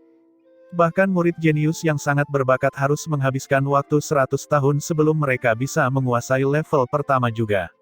Ye Yuan adalah ahli dewa asal. Mengolah metode kultivasi lain secara alami menghasilkan hasil 2 kali lipat dengan setengah usaha. Meski begitu, dia setidaknya harus menghabiskan waktu 2 hingga 3 tahun sebelum dia bisa menguasai level pertama juga. Namun, dia langsung mengerti. Ye Yuan terdiam saat berkata, saya berkata, Senior, waktu sangat mendesak, bisakah kita berhenti membuang-buang waktu? Cepat, keluarkan 2 tingkat metode kultivasi selanjutnya dan biarkan saya melihatnya. Meskipun Ye Yuan memiliki kanon kekacauan bentangan surga, saat ini dia hanya bisa mengembangkan 3 tingkat pertama. Adapun tingkat selanjutnya, ranahnya belum sampai dan tentu saja tidak bisa memahaminya juga. Dengan ini, lelaki tua itu akhirnya melepaskan keseluruhan metode kultivasi 2 tingkat. Setelah Ye Yuan melirik sekilas, dia langsung datang ke hadapan jiwa kristal sumber roh dan mulai memurnikan. Melihat Ye Yuan menyempurnakan jiwa kristal sumber roh dengan sutra hati ekstrim ungu tingkat ketiga, lelaki tua kurus itu sangat terkejut. Ini, situasi seperti apa ini? Terlihat sebelumnya dalam ingatan fotografis dengan sekali pandang, namun belum pernah terlihat sebelumnya sukses dalam sekejap. Sekilas saja, dia menguasai sutra hati ungu ekstrim yang luas dan mendalam. Apakah orang ini monster? Bagaimana dia melakukannya? Hahaha, sungguh, surga tidak ingin sekte ungu ekstrimku binasa. Tidak menyangka bahwa setelah bertahun-tahun yang tak terhitung jumlahnya, itu benar-benar membiarkan sekte ekstrim unguku menemukan penerus yang menantang surga. Kata lelaki tua itu sambil tertawa lebar, matanya yang keruh tiba-tiba menjadi cerah. 3 bulan kemudian, Ye Yuan akhirnya menyempurnakan sebagian dari jiwa kristal sumber roh.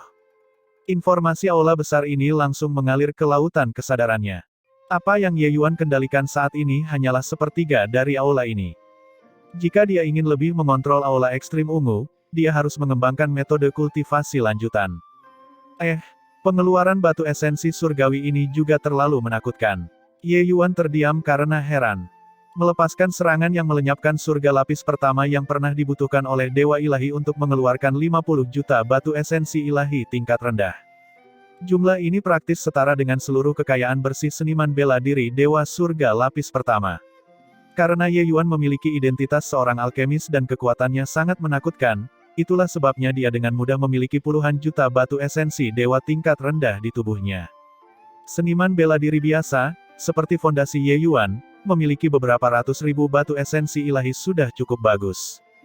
Perlu diketahui, kultivasi seniman bela diri memerlukan bantuan batu esensi ilahi.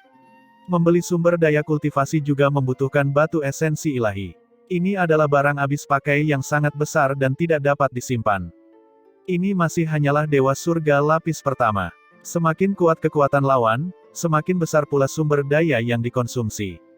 Selain itu, sumber daya yang dibutuhkan untuk terbang juga sangat menakutkan.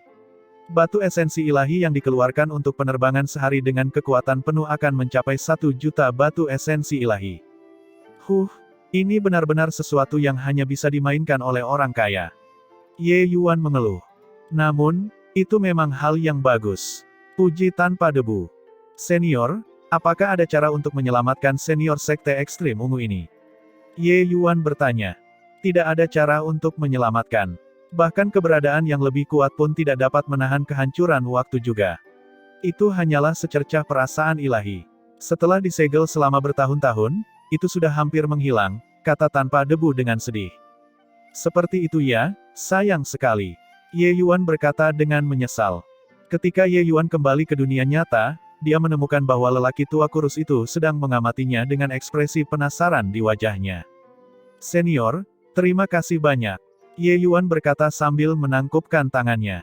Orang tua itu tersenyum dan berkata, orang yang seharusnya mengucapkan terima kasih adalah aku. Orang tua ini telah disegel selama bertahun-tahun yang tak terhitung jumlahnya, dan kaulah yang membebaskanku. Bisa bertemu penerus sepertimu adalah berkah dari aula ekstrim ungu milikku. Dengan cara ini, orang tua ini juga bisa pergi dengan damai. Ye Yuan berkata dengan heran, senior, kamu. Orang tua itu tersenyum dan berkata, makna keberadaan orang tua ini adalah untuk menemukan penerus yang cocok untuk aula ekstrim ungu. Sekarang setelah kamu muncul, lelaki tua ini secara alami tidak perlu ada lagi juga. Maksud orang tua ini adalah dia ingin mengakhiri dirinya sendiri.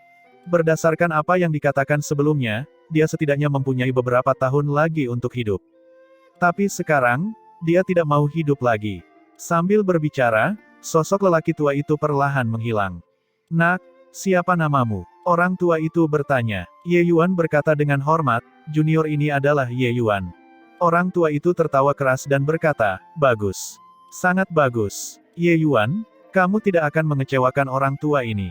Ingat, lelaki tua ini bernama Niseng, master sekte terakhir dari sekte ekstrim ungu. Hari ini, lelaki tua ini akhirnya bisa menebus kejahatanku. Ye Yuan menyaksikan pihak lain berubah menjadi partikel cahaya yang tak terhitung jumlahnya, perlahan menghilang. Dia menghela nafas dan berkata, Senior Niseng yakinlah, junior ini pasti akan membawa sekte ekstrim ungu ke tingkat yang lebih tinggi. Mendengar ini, wajah Niseng menunjukkan ekspresi lega dan pergi dengan kepuasan. Pikiran Ye Yuan bergerak dan muncul di ruang di dalam aula ekstrim ungu. Melihat artefak dewa surgawi yang menumpuk seperti gunung, Ye Yuan merasa seperti sedang bermimpi. Heh, apakah aku dianggap pemula sekarang? Harta karun sekte ada di sini. Ye Yuan berkata dengan emosi yang berubah-ubah. Metode kultivasi, teknik bela diri, artefak dewa surgawi, batu esensi ilahi. Sumber daya kultivasi ini disimpan di dalam ruang ini ke dalam beberapa kategori, membuat Ye Yuan merasa seperti berjalan ke gudang harta karun. Hanya batu esensi surgawi tingkat rendah yang jumlahnya sebanyak 5 miliar. Tentu saja, ini jelas bukan cadangan aslinya. Meskipun aula ekstrim ungu selalu dalam keadaan tersegel, bukan berarti aula tersebut tidak mengonsumsi batu esensi dewa. Pengeluaran ini sangat kecil, namun tidak dapat bertahan seiring berjalannya waktu. Agaknya, saat Niseng menyegel aula ekstrim ungu, jumlah batu esensi ilahi yang dikendalikan pastinya agak menakutkan. Sekarang, 5 miliar ini kemungkinan hanya sebagian kecil dari jumlah yang ada pada saat itu. Dengan 5 miliar ini, setidaknya bisa melenyapkan 100 keberadaan penguasa iblis di surga lapisan pertama. Tentu saja, prasyaratnya adalah memikat pihak lain ke dalam aula ekstrim ungu. Arai pembunuhan di aula ekstrim ungu hanya bisa diaktifkan di dalam aula. Tidak heran aula Yamadara mengalami begitu banyak masalah, 50 hingga 60 harta mistik Raja Ilahi tingkat rendah. Jika berita ini diketahui oleh dunia luar, itu akan menjadi ledakan besar. Di dalam ruang mini, 50 hingga 60 harta mistik Raja Ilahi tingkat rendah ditumpuk secara diam-diam, menggugah hati orang-orang. Itu juga hanya Ye Yuan. Jika itu yang lain, mereka mungkin akan menjadi gila. Harta mistik penguasa surgawi yang sangat berharga, ada 50 hingga 60 artikel saat barang itu datang. Ini hanyalah angka hitungan kasar. Nilai dari satu harta mistik Tuan Ilahi setidaknya 10 miliar juga. Ye Yuan setara dengan memiliki kekayaan 560 miliar sekaligus. Ini bahkan belum termasuk nilai metode kultivasi dan teknik bela diri lainnya. Dan ini masih harga pasar. Siapa yang cukup bodoh untuk mengambil harta mistik penguasa surgawi untuk dijual? Oleh karena itu, harga harta karun mistik penguasa surgawi cenderung beberapa kali lebih tinggi dari harga pasar. Ye Yuan masih merasa puas karena sebelumnya telah mendapatkan kuali kuning yang mendalam. Tapi dia tidak menyangka bahwa dalam sekejap mata, dia jatuh ke lautan harta karun mistik penguasa dewa. Namun, harta mistik penguasa dewa ini sebagian besar berupa pedang, dan tombak, terutama senjata-senjata ini. Bahkan ada sejumlah kecil tipe tambahan. Tapi sebenarnya tidak ada kuali obat. Kuali obat harta karun mistik Tuan Surgawi adalah barang langka sejak awal. Ini hanyalah harta yang tak ternilai harganya bagi para alkemis. Terlebih lagi, setiap alkemis sangat kaya. Oleh karena itu, harga kuali obat sama sekali tidak dapat dinilai dengan akal sehat. Kuali kuning yang mendalam hanya memiliki permintaan tetapi tidak memiliki pasokan. Ye Yuan dengan hati-hati menyelidiki harta mistik penguasa dewa ini. Pikirannya bergerak, pedang panjang melayang ke tangannya. Pedang Junyi, lumayan. Ye Yuan bermain sedikit dan sangat puas dengan pedang ini. Pedang pembasmi jahat sudah menjadi kurang kuat bagi Ye Yuan saat ini. Saat bertarung dengan beberapa orang jenius, cukup banyak orang yang menggunakan artefak Dewa Langit. Ye Yuan berada pada posisi yang sangat dirugikan. Ye Yuan memeriksa harta mistik penguasa dewa ini, hanya pedang Junyi inilah yang paling cocok untuknya. Dengan pedang Junyi ini, kekuatan tempur Ye Yuan masih akan melonjak ke tingkat yang lebih tinggi. Lagi pula, bahkan di antara tokoh dikdaya alam penguasa ilahi, hampir tidak ada orang yang mampu menggunakan harta mistik penguasa ilahi.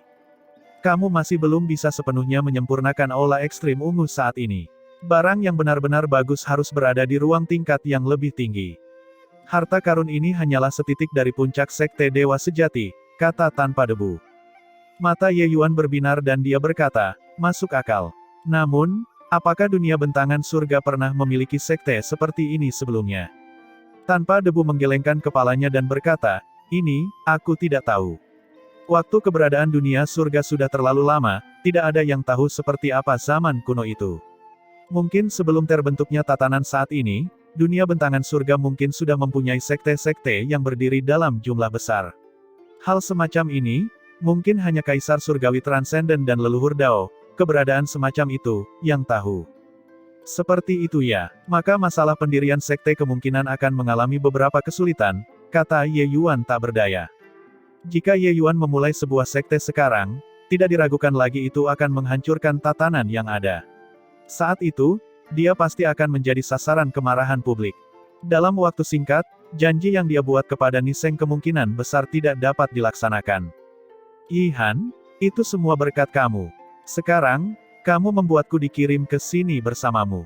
Seorang Raja Iblis yang kasar saat ini sedang mengomel kepada Yi Han tanpa henti. Yi Han terlihat acuh tak acuh dan tidak membantahnya juga.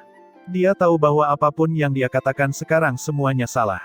Tapi apakah ini bisa disalahkan padanya? Bahkan Tuan Peng Hin dan Tuan Dien tidak dapat melihat kekurangannya, bagaimana dia bisa melihatnya? Siapa sangka manusia bisa menyamar menjadi iblis dengan sempurna. Mohan melihat pemandangan ini dengan wajah sombong dan tidak berbicara juga. Dia menawarkan untuk tetap tinggal. Dendam Mohan terhadap Ye Yuan sangat dalam. Memikirkan penampilan Ye Yuan yang sangat arogan, dia merasa tidak enak badan dari ujung kepala sampai ujung kaki. Sekarang, dia akhirnya bisa membuat Ye Yuan berlutut di depannya untuk memohon belas kasihan. Bagaimana dia bisa membiarkan kesempatan ini berlalu begitu saja? Baiklah, Zichen. Kamu juga berhenti mengeluh. Ingin mengatakan siapa yang paling membenci anak itu saat ini, itu adalah adik Yi Han. Apakah kamu tidak setuju, adik Yi Han? Mohan tiba-tiba angkat bicara. Yi Han memandang Mohan dengan agak terkejut dan berkata sambil mengangguk, apa yang dikatakan saudara Mohan benar. Aku berharap bisa melahap daging mentahnya sekarang juga untuk melampiaskan kebencian di hatiku. Selama bajingan itu keluar, aku akan memberitahu dia apa yang disebut takdir yang lebih buruk daripada kematian. Saat dia sedang berbicara, Yi Han merasakan sesuatu dan melihat ke arah reruntuhan. Mohan juga sangat terkejut dan berkata, formasi arainya lenyap. Ketiga orang itu mula-mula terkejut, lalu langsung menampakkan ekspresi gembira. Di dalam reruntuhan kuno ini, jelas ada banyak harta karun yang tersembunyi. Bahkan jika mereka hanya mendapatkan harta mistik Raja Iblis, itu juga merupakan panen yang luar biasa. Tiba-tiba, alis Yi Han berkerut dan dia berkata, ada yang tidak beres. Formasi arai ini baik-baik saja, jadi bagaimana bisa menghilang? Mungkinkah penipuan? Mohan juga merasa itu agak aneh. Setelah merenung sejenak, matanya tiba-tiba berbinar dan dia berkata, kemungkinan besar, warisan di reruntuhan kuno ini sudah diperoleh oleh Yuan Ye bocah itu. Itu sebabnya formasi arainya akan hilang. Berbicara sampai di sini, dia tertawa dengan kejam dan berkata, selama kita menangkap bocah itu, semua harta karun akan menjadi milik kita. Mata dua orang lainnya juga bersinar, memperlihatkan tatapan yang sangat panas. Mereka tahu bahwa Divan hanya berhasil melewati 8 putaran dan telah memperoleh harta mistik Raja Ilahi tingkat rendah. Ye Yuan berhasil melewati 18 ronde dan juga bertahan di dalam selama 3 bulan. Warisan yang didapat, hanya dengan memikirkannya saja sudah membuat orang merasa heboh. Yi Han tiba-tiba berkata, kedua kakak laki-lakiku, jika hartanya sangat sedikit, Yi Han tidak menginginkan apapun. Jika ada banyak harta karun, Yi Han hanya meminta harta mistik Raja Iblis untuk berada di sisiku. Sisanya akan menjadi milik kedua kakak laki-laki itu, oke. Yi Han sangat cerdas, membuat kelonggaran untuk mendapatkan keuntungan. Dia sudah menurunkan sikapnya sangat rendah dan hanya meminta satu harta mistik Raja Iblis. Permintaan ini sebenarnya tidak dianggap berlebihan. Kalau tidak, jika ketiga orang itu berselisih, dia mungkin tidak bisa mengambil apapun. Kedua orang Mohan bertukar pandang dan berkata sambil mengangguk, tidak masalah, permintaan ini tidak berlebihan. Kalau hartanya tidak banyak, kita juga tidak bisa mendapatkan satupun. Semuanya harus diserahkan ke Allah. Jika jumlahnya banyak, tidak ada alasan untuk banyak kritik karena kita akan merahasiakannya. Kalau begitu ayo, segera masuk sekarang, kata Zichen. Mohan tersenyum dan berkata, terburu-buru untuk apa? Bukankah tidak apa-apa duduk dan menunggu di sini? Bocah itu mendapatkan warisan, mungkinkah dia masih tidak mau keluar? Mata Zichen berbinar dan dia berkata sambil tersenyum, itu masuk akal. Ketiga orang itu saling bertukar pandang dan tersenyum, segera menghilang dari tempat mereka berdiri. Tidak lama kemudian, sesosok tubuh perlahan muncul di pintu masuk aula. Siapa lagi kalau bukan Ye Yuan? Setelah keluar, Ye Yuan tampak sangat berhati-hati, mengeluarkan pedang Junyi dengan tatapan waspada. Ketika Yihan tiga orang yang bersembunyi di kehampaan melihat pemandangan ini, bagaimana mereka masih bisa bertahan? Mereka langsung menampakkan diri mereka, mengelilingi Ye Yuan. Master Yuan Ye, sudah lama tidak bertemu. Mohan berkata sambil tersenyum yang bukan senyuman. Tapi Yihan berkata dengan dingin, Yuan Ye, kamu menipuku dengan sangat kejam. Hari ini, aku akan membuatmu menyesal telah dilahirkan di dunia ini. Ekspresi Ye Yuan berubah. Sosoknya bergerak cepat dan langsung menuju ke tempat tinggalnya. Sedikit senyuman dingin terlihat di sudut mulut Yihan dan dia berkata, berlari. Bisakah kamu lari? Saat dia berkata, Yihan melambaikan tangan. Kekuatan dunia yang kuat langsung membungkus Ye Yuan. Dia mengira Ye Yuan sama sekali tidak punya waktu untuk melawan di hadapan kekuatan dunia. Siapa sangka kalau Ye Yuan langsung mengabaikan kekuatan dunianya dan berlari menuju reruntuhan. Ekspresi ketiga orang itu berubah. Mereka tidak menyangka kalau Ye Yuan sebenarnya sangat merepotkan. Kejar dia. Ketiga orang itu saling bertukar pandang, segera mengambil keputusan. Dengan peringatan musuh ini, Ye Yuan mungkin tidak akan keluar lagi. Bagaimanapun, formasi arainya sudah menghilang, apa yang masih harus mereka takuti? Tiga sosok mengikuti di belakang Ye Yuan, menyapu reruntuhan. Ketiga orang itu mengikuti Ye Yuan, kecepatan mereka sangat cepat. Tiba-tiba, ada pemandangan buram di depan mata mereka, tiba di dalam aula besar. Aula besar ini buntu, Ye Yuan tidak punya tempat untuk lari lagi. Yihan mencibir dan berkata, lari. Bukankah kamu sangat mampu berlari? Mohan juga tersenyum dan berkata, Master Yuan Ye, kita tidak bertemu satu sama lain selama 3 bulan, bukankah mengenang masa lalu itu baik? Lari untuk apa? Namun ekspresi Zichen menjadi gelap dan dia berkata, Nak, serahkan semua harta yang kamu peroleh dan aku akan membuatnya tidak menyakitkan untukmu. Tapi saat memasuki aula, ekspresi Ye Yuan berubah. Ketegangan dan kewaspadaan awal telah hilang. Yang menggantikannya adalah ketenangan yang tak terlukiskan. Ketenangan karena mengendalikan segalanya. Mengenang masa lalu di luar, itu bukan cara menherbal tamu. Oleh karena itu, aku mengundang kalian bertiga masuk. Sekarang, kita bisa membicarakan masa lalu, kata Ye Yuan sambil tersenyum tipis. Ekspresi ketiga orang itu berubah dan Yihan berkata dengan suara dingin, apa maksudmu? Mencoba menakuti kita. Nak, dengan jarak kita saat ini, selama aku menggerakkan jariku, kamu mati. Mohan berkata sambil tersenyum dingin. Ye Yuan juga tersenyum dan berkata, begitukah? Aku bahkan tidak perlu menggerakkan satu jari pun dan kamu akan mati. Ketika Mohan mendengarnya, dia tidak bisa menahan diri untuk tidak tertawa dan berkata, ketua aula ini benar-benar tumbuh menjadi ketakutan. Lalu aku ingin melihat apakah kamu tidak mengambil tindakan lebih cepat, atau aku yang bergerak lebih cepat. Ye Yuan tidak merasa takut sedikit pun dan berkata sambil tersenyum tipis, kalau begitu, maksudmu adalah, tidak perlu mengenang masa lalu lagi. Ekspresi Mohan tiba-tiba menjadi buas dan dia berteriak dengan keras, kenanglah pamanmu ini. Ketua aula ini akan mencabik-cabikmu sekarang juga. Selesai berbicara, aura mengerikan menyebar. Mohan benar-benar mengulurkan jarinya dan menunjuk ke arah Ye Yuan. Tapi saat ini, aura yang lebih mengerikan tiba-tiba memenuhi aula besar. 3 garis cahaya yang mengalir turun dari langit, langsung jatuh ke arah ketiga orang itu. Kekuatan dunia Mohan masih belum memadat. Di bawah aliran cahaya yang mengerikan ini, dia tidak memiliki kekuatan sedikit pun untuk melawan dan langsung dimusnahkan bahkan tanpa menangis. 3 pusat kekuatan Raja Iblis yang perkasa dilenyapkan oleh aula ekstrim ungu begitu saja. Ye Yuan melihat pemandangan ini tanpa ekspresi dan berkata sambil menghela nafas, 150 juta batu esensi surgawi saya, berapa banyak obat roh yang dapat dibeli. Lupakan saja, tidak bisa berlama-lama di tempat ini, lebih baik pergi dulu. Reruntuhan kuno yang sangat besar justru menyusut dengan cepat, membuat gunung-gunung bergetar. Akhirnya, aula ekstrim ungu berubah menjadi butiran debu dan berputar ke arah wilayah manusia. Di luar reruntuhan, 2 sosok muncul dengan tenang. Kedua orang ini adalah Dian dan Peng Hin yang pergi dan kembali. Setelah beberapa bulan istirahat dan pemulihan, cedera Peng Hin sedikit membaik. Tapi kerusakan yang disebabkan oleh mutiara penekan jiwa padanya terlalu besar. Membutuhkan 30 hingga 50 tahun untuk bisa pulih sepenuhnya. Kedua orang itu muncul di sini karena kehilangan kontak dengan Yi Han dan yang lainnya. Melihat pegunungan yang kosong, mata kedua orang itu menunjukkan keterkejutan yang luar biasa. Aku tidak menyangka bahwa reruntuhan kuno ini adalah harta karun terbesar. Mata Dian dipenuhi penyesalan.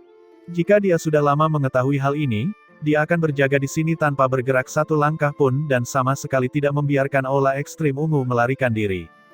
Sudut mulut Peng Hin juga terus bergerak-gerak dan dia berkata sambil mengertakkan gigi, anak itu tidak tahu betapa besar manfaatnya. Aku ingin menghancurkannya menjadi sampah sekarang juga. Yang mengalami kerugian terbesar adalah Peng Hin. Kutukan jiwa darah yang telah dia keluarkan dengan harga yang tak terukur untuk dipeliharanya sudah hancur total sekarang. Dia bahkan dengan patuh memberikan kuali kuning yang mendalam kepada Ye Yuan untuk mengambil hati Ye Yuan. Akhirnya, kekuatan jiwanya bahkan dilahap oleh mutiara penekan jiwa, hingga hampir musnah. Sekarang, dia juga menemukan bahwa Ye Yuan memindahkan seluruh reruntuhan. Bagaimana dia tidak marah? Memikirkan aspek menjijikkan dan kerugian telah memperburuk luka-lukanya, Peng Hin memuntahkan seteguk darah. Dian meliriknya dengan agak menyedihkan dan berkata sambil menghela nafas, ada masalah sekarang. Sama sekali tidak ada cara untuk mengetahui asal-usul anak ini, Yuan Ye nama ini muncul sangat tiba-tiba juga. Sekarang, dia sudah pergi, kita juga tidak punya kepala atau ekor jika ingin melacaknya. Mendengar kata-kata Dian, Peng Hin hampir memuntahkan seteguk darah lagi. Tidak ada yang lebih menyedihkan dari ini. Dia sebenarnya bahkan tidak tahu siapa lawannya. Mungkinkah kita akan melepaskannya begitu saja? Peng Hin berkata dengan enggan. Dian tersenyum dingin dan berkata, lepaskan dia. Bagaimana mungkin? Menderita kerugian yang begitu besar, apakah menurutmu Tuan Aula Master akan melepaskannya? Tenang saja, meski untuk saat ini belum ada kabarnya, orang jenius seperti dia, cahayanya tidak bisa disembunyikan. Bagaimana bisa seorang alkemis yang mampu memicu dao agung terkubur dalam debu? Kemakmuran kota kekaisaran jauh dari apa yang bisa dibandingkan dengan ibu kota. Tidak ada orang yang memiliki kualifikasi untuk masuk juga. Memasuki kota kekaisaran diperlukan pembayaran batu esensi ilahi. Ye Yuan melihat harga yang ditandai dengan jelas di gerbang kota dan sudut mulutnya juga bergerak-gerak. Token sementara 10 hari, 500 batu esensi ilahi tingkat rendah. Token sementara 1 tahun, 5.000 batu esensi dewa tingkat rendah. Token sementara 10 tahun, 50.000 batu esensi ilahi tingkat rendah. Token sementara 100 tahun, 500.000 batu esensi dewa tingkat rendah. Token permanen, 50 juta batu esensi ilahi tingkat rendah. Di dalam kota kekaisaran, orang-orang tanpa tanda identitas akan langsung dimusnahkan. Ketika tokennya habis masa berlakunya, orang-orang yang tertinggal akan langsung dimusnahkan. Harga ini, seniman bela diri biasa tidak mampu membelinya sama sekali. Kekayaan bersih seorang seniman bela diri alam dewa asal hanyalah 1 juta batu esensi dewa tingkat rendah. Hal ini juga berarti bahwa seorang tokoh dikdaya dari alam dewa asal yang menghabiskan seluruh asetnya hanya bisa tinggal di kota kekaisaran selama beberapa ratus tahun. Waktu beberapa ratus tahun hanyalah satu jentikan jari bagi pusat kekuatan alam dewa asal. Selain itu, menghabiskan begitu banyak batu esensi ilahi, itu juga hanya membeli token identitas.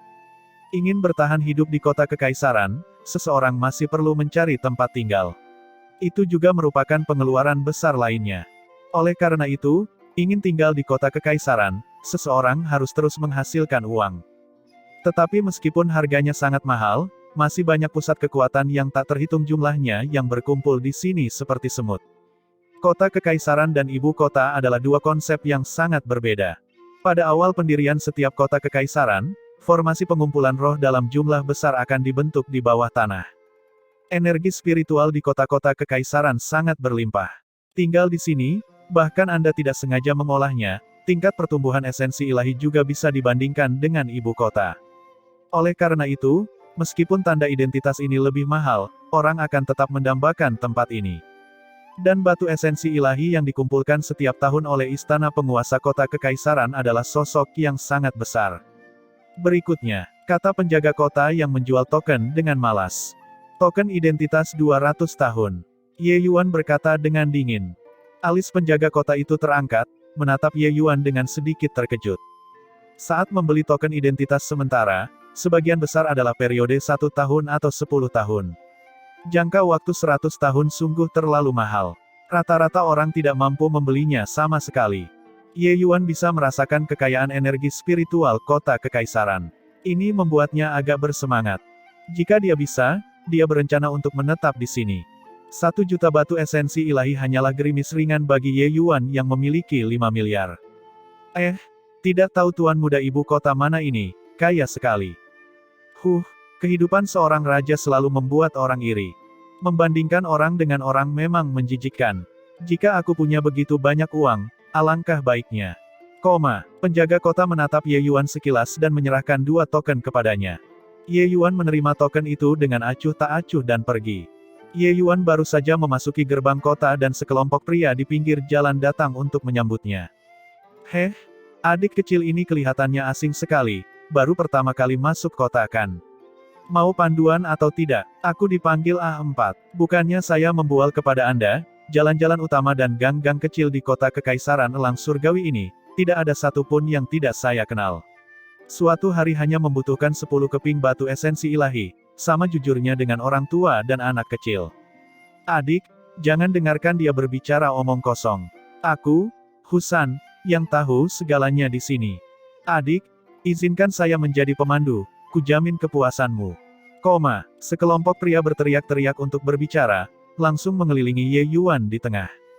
Batasan kota kekaisaran terlalu besar. Bukan itu yang bisa dibiasakan dalam 2 atau 3 hari. Banyak orang yang baru mengenal wilayah kecil setelah tinggal di sini selama setahun. Oleh karena itu, lahirlah pekerjaan pemandu kota ini. Saat pendatang baru pertama kali memasuki kota, mereka tidak tahu jalan sama sekali. Ye Yuan datang untuk mencari Little Fatty. Tanpa pemandu yang memimpin, dia mungkin harus mengambil beberapa jalan memutar. Ye Yuan melirik sekilas dan langsung melemparkan 10 keping batu esensi surgawi ke A4 itu dan berkata dengan dingin, "Kalau begitu, bawa aku ke menara harta karun segudang." A4 ini terlihat sangat apik, reaksinya juga sangat tajam. Dengan dia yang memimpin, mungkin ini bisa menyelamatkan banyak masalah. Oleh karena itu, Ye Yuan memilih dia. A4 menerima batu esensi ilahi dan berkata dengan ekspresi bersemangat, "Oke." Selesai berbicara, A4 membawa Ye Yuan pergi. Orang-orang lainnya semuanya memperlihatkan ekspresi kecewa. Namun setelah kedua orang itu pergi jauh, mereka mulai berdiskusi. Domba yang besar dan gemuk. Bahkan tidak kelopak mata mengeluarkan 1 juta batu esensi surgawi. A4, bajingan ini terlalu licik. Lengah sedikit dan dia kembali memimpin. Selesai dengan pekerjaan ini, A4 anak ini mungkin tidak perlu keluar dan bekerja untuk sementara waktu. Ye Yuan sudah pergi dan tentu saja tidak bisa mendengar diskusi orang-orang ini. A4 saat ini sedang memperkenalkan kepada Ye Yuan adat istiadat dan praktik lokal kota kekaisaran dengan air liur beterbangan kemana-mana.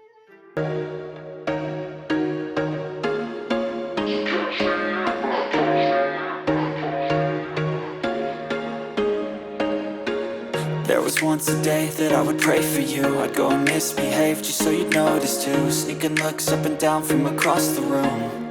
Damn, what a hell of a